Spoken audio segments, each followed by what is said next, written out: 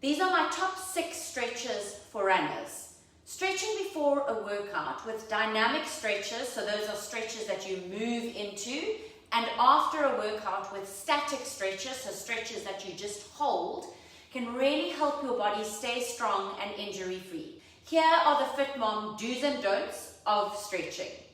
Don't engage in static stretching that you just hold before a run without being warmed up.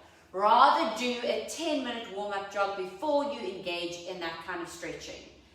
Ease into each stretch. You don't want to force it, you don't want to bounce, you don't want to overextend. And then after a run, it's really important to hold each stretch for 30 seconds and repeat 2 to 3 times on each leg. Right, so my top 6 stretches for runners, which is going to cover every important body part that you will be using when you run. The first one, a very important muscle, those hamstrings, lying on your back. Legs flat out, lifting one leg up. Very slowly bringing shoulders off the mat, grab that leg and almost walk up the leg like you're climbing a rope. And just go to the point where you're feeling a nice stretch down the back of the hammies. From there, you can try and pull your toe towards your face more. So flex that foot even more. But do not overextend. You don't want to be in pain. You just want slight discomfort so you know you're stretching the muscle. Sit.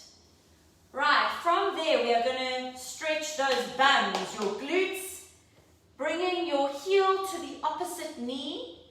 Link your hands underneath and grab that opposite knee. So you come into this position and you immediately feel a nice stretch into your glute.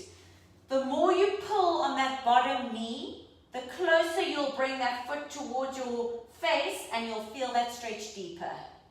Hold it there. This is a classic runner's stretch. Such a good one for the glutes. And even for ITB, so anyone suffering with ITB, it's a great one to try and release any tension down the whole side of that leg. And release it. The next one is your quadriceps. So standing up, you can grab onto something to balance, grabbing your foot and bringing heel to bum.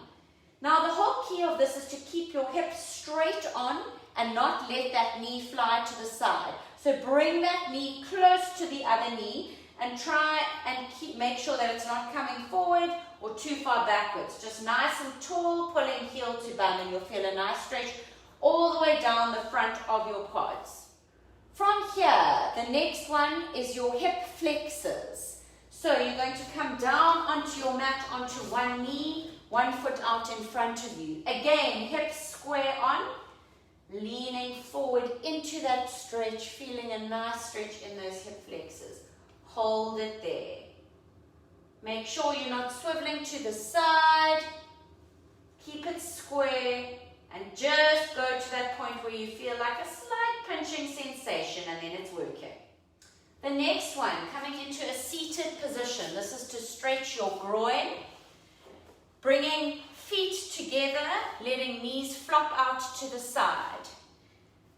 Grabbing your feet, pressing them together, feeling a nice stretch in that groin, inner thighs.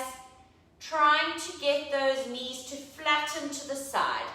Just going to that point of discomfort and hold it there. And the last one, I'm going to grab my little step. You want a slightly elevated surface. Standing on your step, both feet dropping one heel behind you. You'll feel a nice stretch in your calf. So into that Achilles and your calf. So just to summarize, we've done a hamstring stretch, we've done a glute stretch, we've done a quad stretch, we've done hip flexors, we've done groin, and we've ended with calf. I hope those help, and remember your stretches are almost as important as your run, so don't skip them up.